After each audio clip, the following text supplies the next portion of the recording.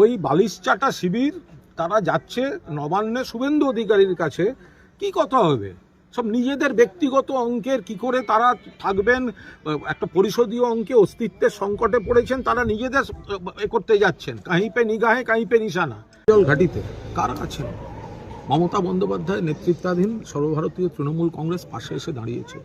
এখনও শাসক দল বিজেপি থেকে কেউ কিন্তু এই গ্রামে এই পরিবারের পাশে এসে দাঁড়াননি। তো আবারও বলছি, কুণালদা বলেছেন, আমরা স্পষ্ট চাই, প্রথমত মৃত্যু নিয়ে কোনো রাজনীতি আমরা করতে আসিনি।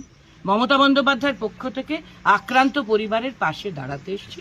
দ্বিতীয়ত, খুব গুরুত্বপূর্ণ যে আশাকর্মীদের কাজ মা এবং বাচ্চাদের নিয়ে, তারা ইকোয়াইসির মতো একটি এক্সপার্টিজি কাজ, দক্ষতা সম্পন্ন কাজ জানেন না।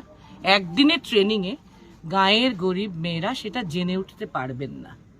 আমরা নই যে শহরের ফটফট করা বাবুরা, তো তাদের আর একটু সময় দিতে হবে। এবং এটা আদৌ এই পলিসিতে আশাকর্মীরা এফেক্টেড হচ্ছেন কিনা, কম টাকায় যতটুকু তারা ভাতা পান, তাতে এত বড় কঠিন কাজ তাদের করার কথা না, সেটাও দেখতে হবে সরকারকে বিবেচনা করে। এর জন্য আলাদা দিতে হবে কিছু তাদের পাশে অনারেরিয়াম।